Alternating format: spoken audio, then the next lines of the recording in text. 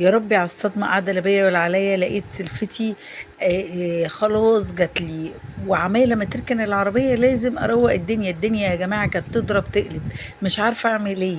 نزلت كل الخدديات، نضفت كده بسرعة بجري حوالين نفسي.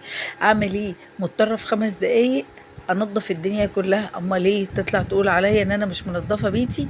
نضفت كله وشلت كل الخدديات وكل الحاجات ومسحتها علشان خاطر لما تطلع تلاقيها نظيفه. ده الكفر اللي انا كنت جايباه.